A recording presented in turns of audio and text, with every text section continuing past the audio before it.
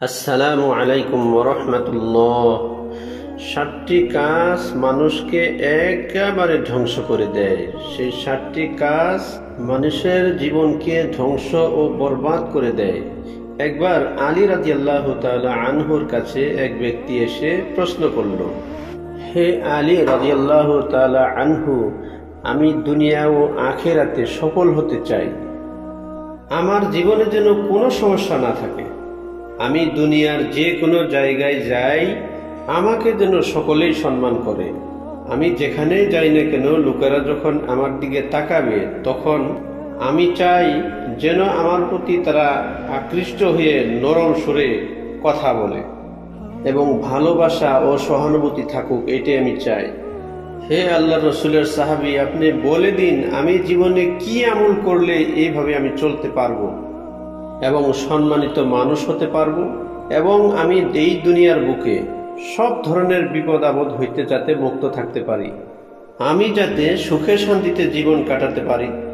তখন হযরত আলী রাদিয়াল্লাহু তাআলা আনহু সেই ব্যক্তিকে বললেন, হে ব্যক্তি, তুমি যদি দুনিয়াতে চাও যে আমি সব জায়গায় সফল হব, দুনিয়া ও আখিরাতে সফল হব, যে কেউ তোমার দিকে তাকাবে সে যেন তোমাকে সম্মান সূচক কথা বলে, তোমাকে যাতে শ্রদ্ধা করে, সম্মান করে এবং মহব্বত করে এবং ভালোবাসার সৃষ্টি হয়, আমি এর জন্য তোমাকে কিছু উপদেশ দিব।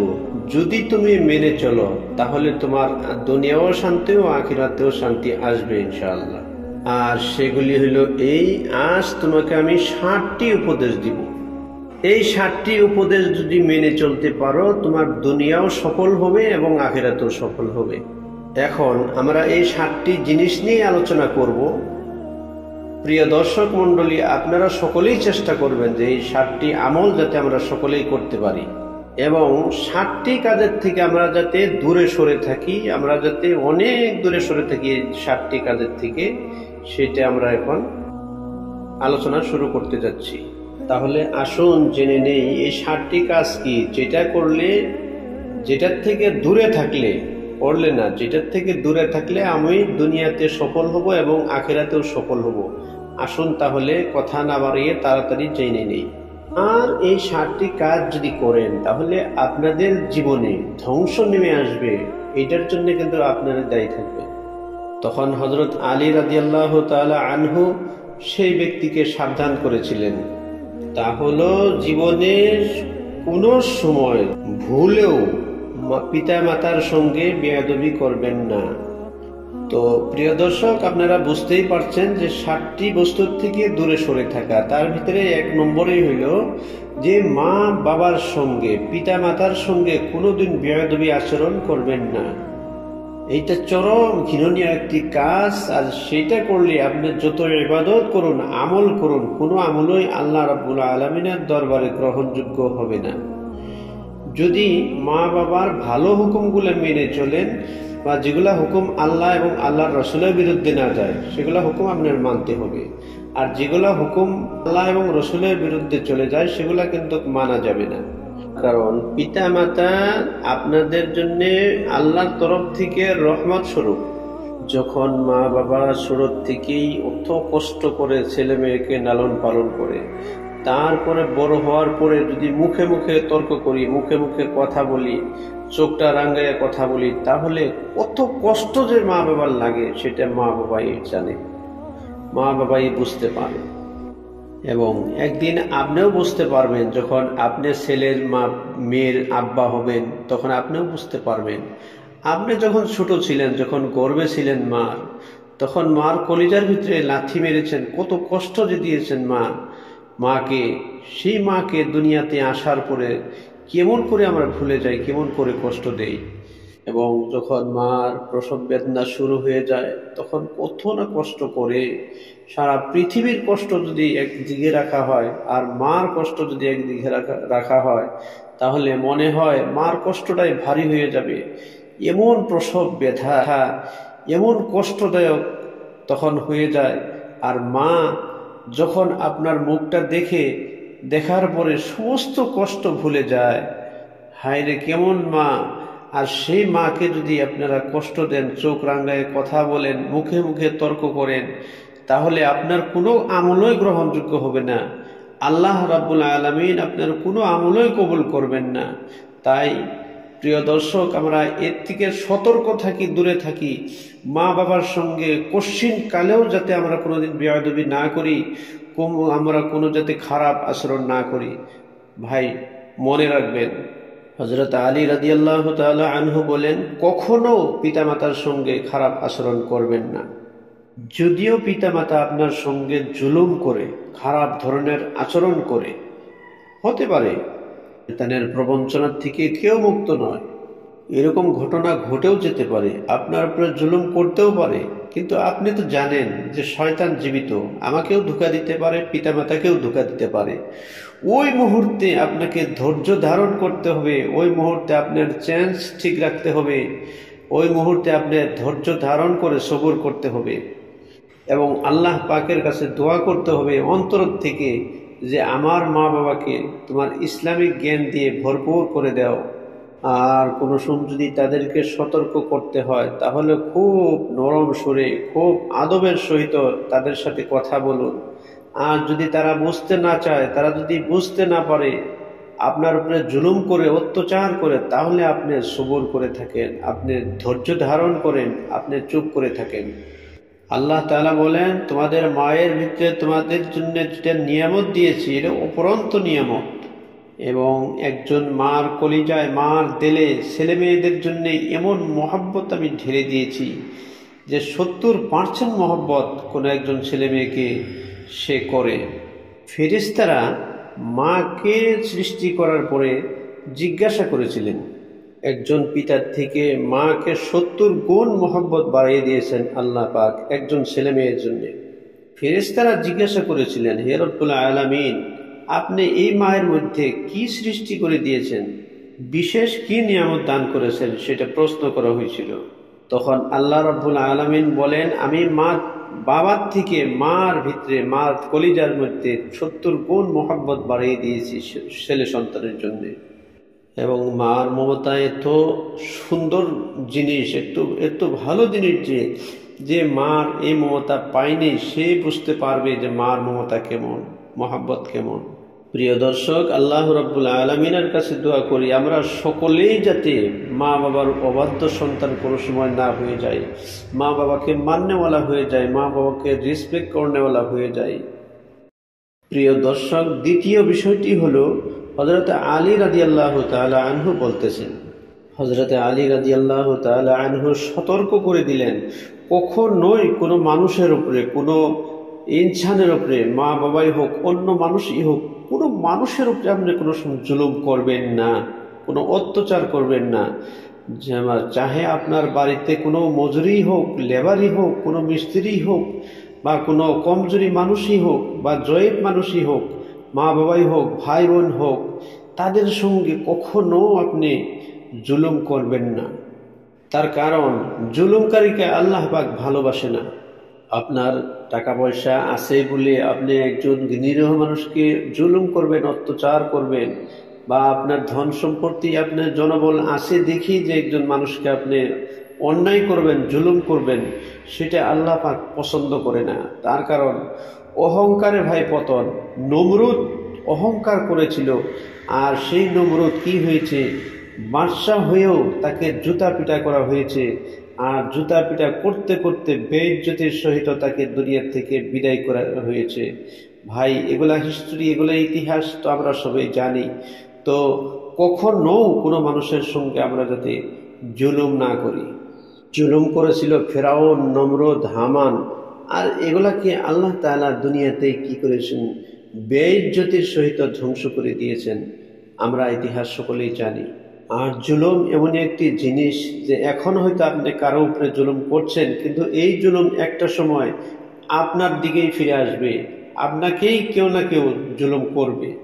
দর্শক, আমাদের জীবনে যদি আমরা কেউর উপর জুলুম করে থাকি, অত্যাচার করে থাকি, আমি খালেস দিলে তাদের কাছ থেকে মাপ চাই নেই, তাদের কাছ থেকে ক্ষমা চাই নেই, আর আল্লাহ রাব্বুল আলামিনের কাছে আমি নত স্বীকার হয়ে আমি তওবা করে আমি ঘুরে আসি, ফিরে আসি, ভালোর দিকে, এবং সিজদায় লুটিয়ে পড়ুন, সিজদা করুন আর আল্লাহ রাব্বুল আলামিনের কাছে কান্না করুন যে আল্লাহ, আমার বিগত জিন্দেগির সমস্ত জুলুম, অত্যাচার, অন্যায়কে তুমি দূর করে দাও এবং আমাকে ক্ষমা করে দাও।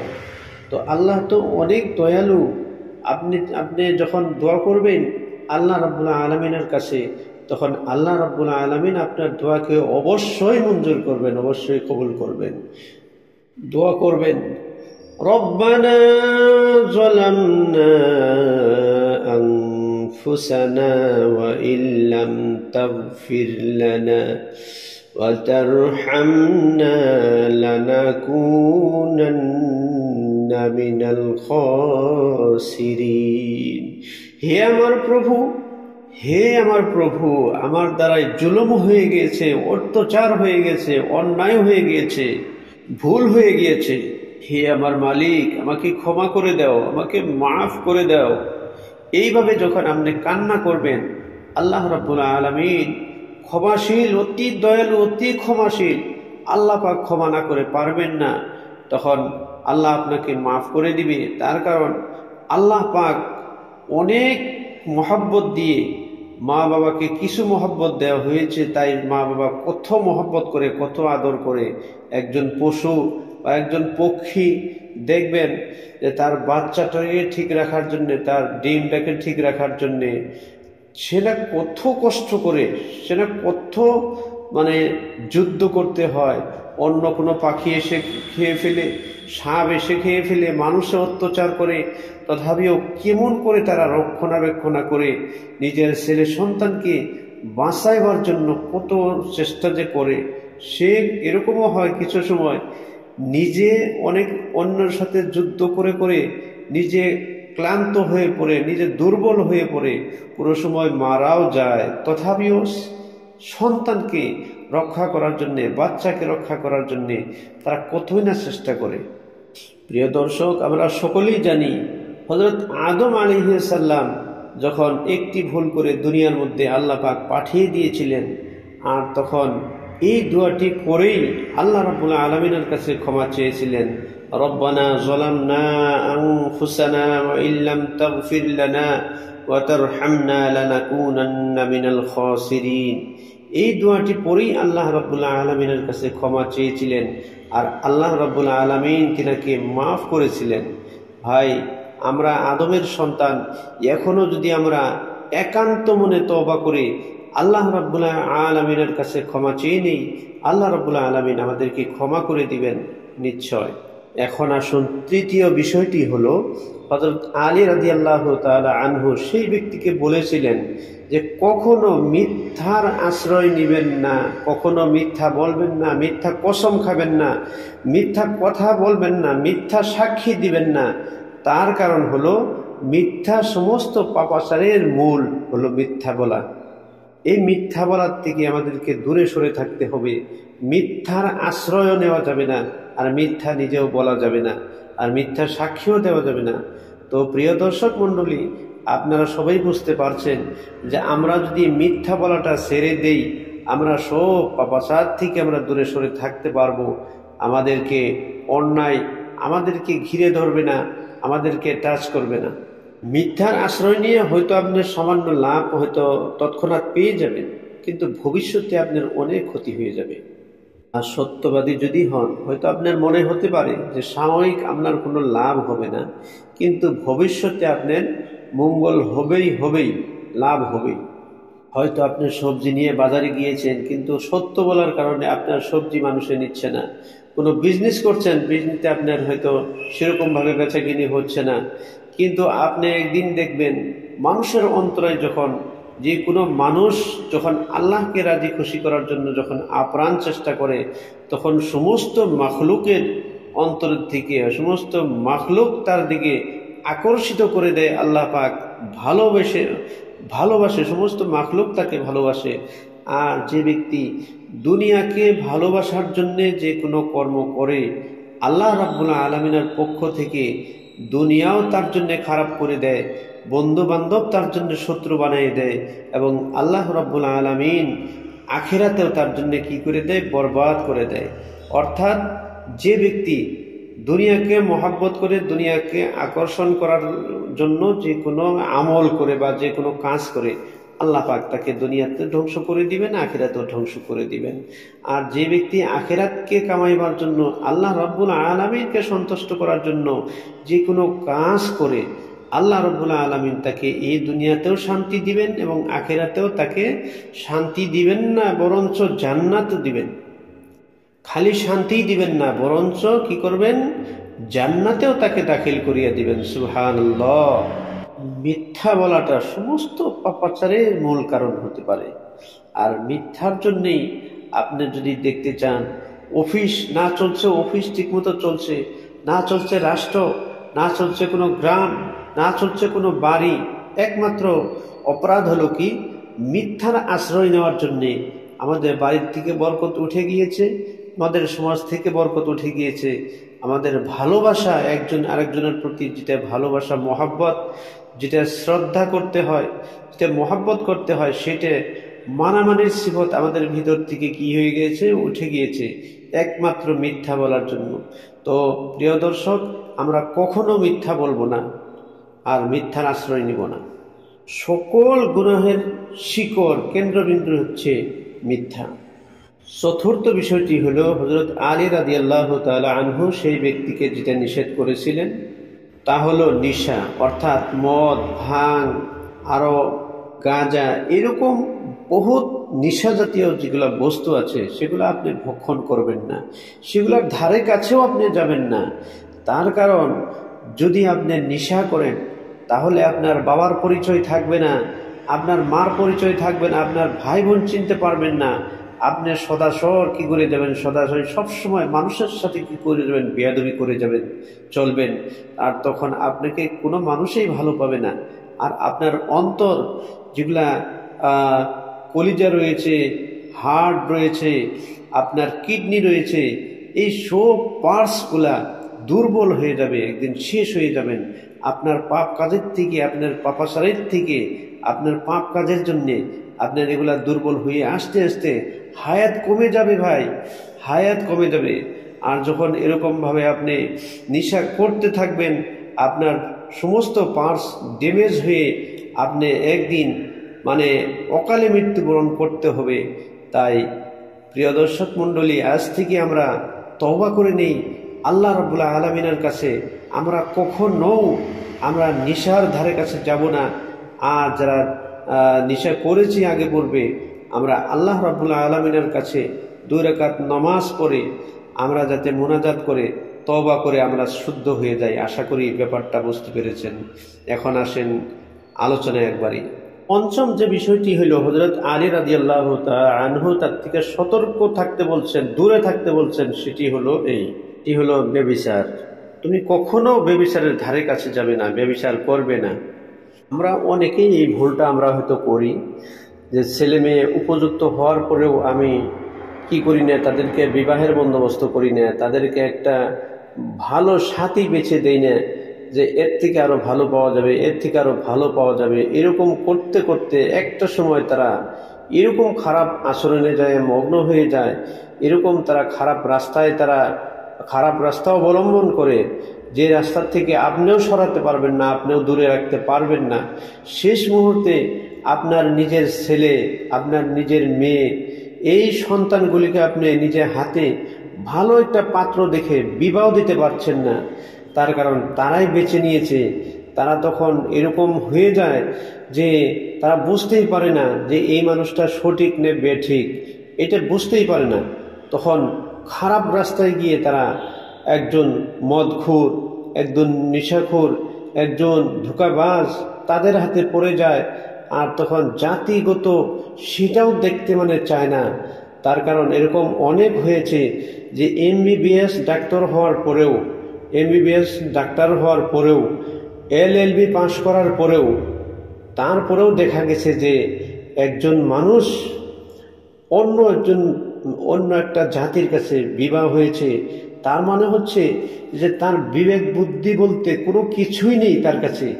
এত লেখাপড়া করার পরেও সে অন্য মুসলমান জাতি, এমন একটি ধর্ম, যে ধর্মকে বলা হয়েছে ইন্না দীনা ইনদাল্লাহিল ইসলাম, আল্লাহ রাব্বুল আলামিনের কাছে একমাত্র পছন্দনীয় দিন হলো ইসলাম।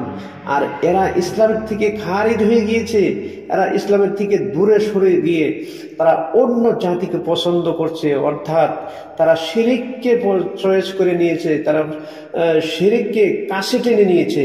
তো এইটা একমাত্র মা বাবার হয়তো অবহেলার জন্য হয়েছে, গার্জেনের অসতর্ক থাকার কারণেই এগুলা হতে পেরেছে। তো প্রিয় দর্শক, আপনারা বুঝতে পারছেন যে আমাদের যখন ছেলে সন্তান হয়তো যখন উপযুক্ত হবে আর সঠিক সময়ে আমরা তাদেরকে একটা পাত্রী বা একটা পাত্র বেছে নিয়ে তাদেরকে বিবাহ করে দেওয়া, তার কারণ রিজিকের মালিক তো আল্লাহ। আল্লাহ রাব্বুল আলামিন রিজিককে সৃষ্টি করে দিবেন, রিজিক তার জন্য দিয়ে দিবেন, সেটা আপনার চিন্তা করতে হবে না। কিন্তু অসময় যদি আপনি বিবাহটা পেতে দেন, আর তার জন্য যত খারাপই হবে, যত গুনাহ হবে, সমস্ত গুনাহ আপনাকে একটা অংশ বহন করতে হবে। প্রিয় দর্শক, কতই না খারাপ কথা। তার কারণ একটি ছেলে মেয়ে আপনি ছোট থেকে কতই না মহব্বত করেন, কতই না আদর করেন আপনি, একটা সময় এরকম হয় যে নিজের গায়ে কাপড় নেই, নিজের পায়ে স্যান্ডেল নেই, জুতা নেই, তথাপিও একটি ছেলে মেয়েকে আপনারা দামি দামি কাপড় পরাচ্ছেন, দামি দামি কাপড় মানে তাদেরকে ক্রয় করে দিয়েছেন, তাদেরকে সমস্ত কিছুর আঞ্জাম করে দিয়েছেন, ব্যবস্থা করে দিয়েছেন। কিন্তু তারপরেও একটি সময় এরকম ঘুনে আসে যে তারা আপনার কথা আর ভালো লাগে না, আপনার কথা শুনতে চায় না, আপনার উপদেশ দ্বারা মানে না, আর শেষ মুহূর্তে গিয়ে আপনার সাথে পরিচয়টাও বিলীন হয়ে যায়, পরিচয়টাও শেষ হয়ে যায়। এরকম অনেক ঘটনা ঘটে গেছে যে তার এখন পর্যন্ত মানে ছেলে মেয়ে হয়ে গিয়েছে কিন্তু মা বাবাই গ্রহণ করছে না। তার কারণ অনেক আশা করে, অনেক মনের ভিতরে একটা ড্রিম নিয়ে কি করছিল, কাজ করছিল যে আমার সন্তানটাকে আমি হয়তো ইঞ্জিনিয়ার বানাবো, হাফিজ বানাবো, মৌলানা মুফতি বানাবো বা অন্য অন্য ডিগ্রিধারী বানাবো। কিন্তু দেখা গেছে কিছু শিক্ষা নেওয়ার পরেই তারা অসৎ রাস্তায় চলে গিয়েছে, অন্য রাস্তা অবলম্বন করেছে, যার জন্যে তাদের জীবনটা বরবাদ হয়ে গেছে। আর মা বাবার যেগুলা ড্রিম ছিল, স্বপ্ন ছিল, সেগুলা ভেঙ্গে চুরমার করে দিয়েছে। আপনি কার জন্য কি করেছেন প্রিয় দর্শক, সেটা আপনারা মনে রাখতে হবে যে যে ছেলে মেয়ের জন্য আমি এত কিছু করছি, তাদেরকে যদি সৎ রাস্তা, সৎ উপায় যদি বলে না দেই, তাদের জন্য যদি আমি সতর্ক অবলম্বন না করি, আমি সবগুলা কাজ যদি সময় মতো করতে না পারি, তাহলে আমার হিতে বিপরীত হয়ে যাবে। আর এরকমভাবে যত অন্যায় করবে তার একটা পার্সেন্ট আমাদের আমলনামার মধ্যে লিখে দেওয়া হবে। তাই আমরা সবাই সতর্ক হই, আমরা সবাই এখনো ফিরে আসি, ইসলামের পথে ফিরে আসি। আর সবাইকে নিয়ে আমরা সব সময় কি করি, আলোচনায় মগ্ন হয়ে যাই, আলোচনায় থাকি। বাড়িতে তালিম চিন্তা করতে হবে ভাই। যদি আপনাদের বাড়িতে তালিম থাকে, আপনাদের বাড়িতে ইসলামিক আমল থাকে, তাহলে এই ছেলে মেয়েগুলোর দ্বারায় অন্যায় কাজ সহজে হবে না ভাই। আশা করি ব্যাপারটা বুঝতে পেরেছেন। এখন আসে আলোচনায় একবারই। এরপর ৬ষ্ঠ নম্বর কারণটি হলো হযরত আলী রাদিয়াল্লাহু তাআলা আনহু যে কাজের থেকে সেই ব্যক্তিকে মানা করলেন, নিষেধ করলেন, সেটি হলো কি, অহংকার।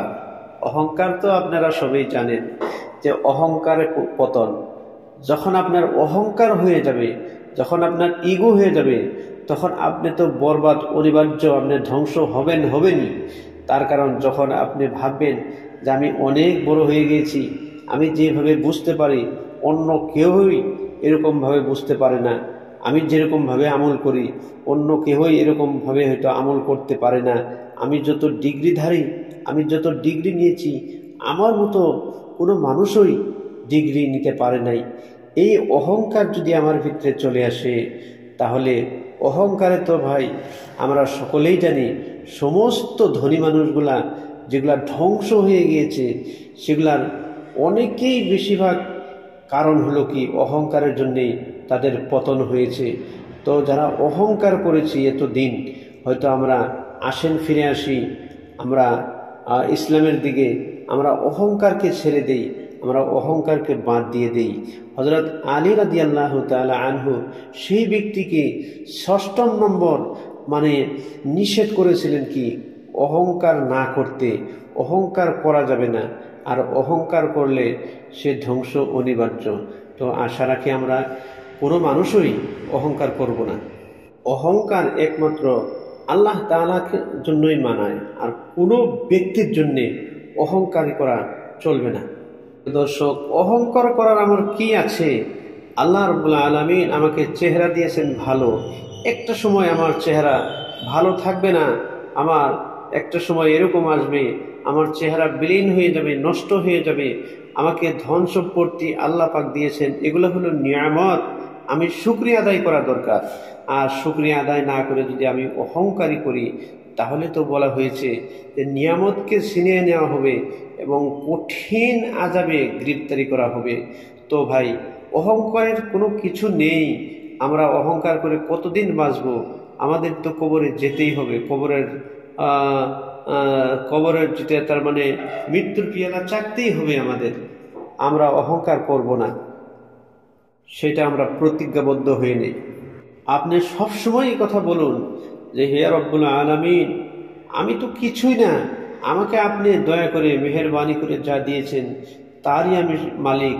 আমি তো এই দুনিয়ার বা আমি এই পরিয়ালের বা এই পৃথিবীতে আমি কোনো কিচ্ছু জানি না।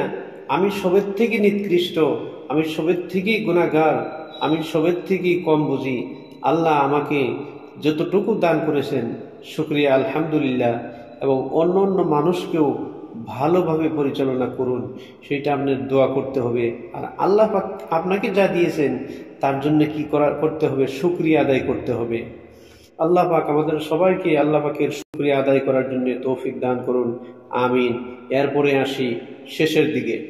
7ম নম্বর উপদেশটি আল্লাহর নবীর সাহাবী হযরত আলী রাদিয়াল্লাহু তাআলা আনহু যেটা দিয়েছিলেন সেটি হলো হারাম উপার্জন। তিনি সেই ব্যক্তিকে বললেন যে হারাম উপার্জন করবেন না, এবং হারাম উপার্জন কি করবেন না? ভক্ষণ করবেন না। যদি হারাম খান তাহলে আপনার সমস্ত ইবাদত বন্দেগী বরবাদ হয়ে যাবে, ধ্বংস হয়ে যাবে। এরকমও পাওয়া গিয়েছে যে অনেক মানুষ তারা হারাম খাওয়ার জন্যে তাদের পরিয়ালের ভিতরে নেমে আসছে অশান্তি। যারা সুদ খায়, যারা ঘুষ খায়, যারা অন্যায়ভাবে টাকাকে উপার্জন করে, দেখা গিয়েছে এরকম বড় বড় বেমার তাদের হয়তো আক্রান্ত করে, হয়তো তাদের শেষ মুহূর্তে বেইজ্জতি হয়ে আল্লাহ পাক কি করে দেয়? ভিখারি বানাই দেয়। আল্লাহ পাক কি করে দেয়? বেইজ্জতির সহিত তাকে মৃত্যুবরণ পর্যন্ত করতে হয়। তো আমরা এই কাজটি কখনো করব না, যেটা হলো আল্লাহর রাসূল সাল্লাল্লাহু আলাইহি ওয়াসাল্লাম বলেন, আদমের সন্তানদিগকে যদি একটি সোনার পাহাড় যদি দান করা হইতো এবং পুরো পৃথিবী যদি স্বর্ণময় করে দেওয়া হয়, তথাপিও আদম সন্তানের আরো লাগবে। মনে রাখবে আদম সন্তানের মাটি ছাড়া অন্য কিছুতেই পূর্ণ হয় না। প্রিয় দর্শক, লোভ লালসার থেকে বেঁচে থাকতে হবে, দূরে সরে থাকতে হবে। হ্যাঁ, লোভ লালসা আছে, কিন্তু অন্যায় পথে নয়, এটা সৎ পথে করতে হবে। যেমন আমি নামাজ পড়লে সওয়াব পাবো, সেটা একটা লালসা, লোভ, কিন্তু সেটা করা ভালো। আমি সৎ বিজনেস করলে টাকা উপার্জন করতে পারবো, সেটাও ভালো। এখন যদি আমি অন্যায়ভাবে টাকা উপার্জন করার জন্য ইচ্ছা করি, তাহলে তো এটা লোভ লালসা হয়ে গেল। তো প্রিয় দর্শক, আমরা এখন এই 7টি বিষয় যে হযরত আলী রাদিয়াল্লাহু তাআলা আনহু এত বড় একটা সাহাবী যেটা নিষেধ করেছেন, এই 7টি বস্তুর থেকে, 7টি জিনিসের থেকে আমরা দূরে সরে থাকি। আল্লাহ রাব্বুল আলামিন আমাদের সবাইকে মানার জন্যে এবং 7টি বস্তুর থেকে দূরে সরে থাকার জন্যে তৌফিক দান করুন, আমিন।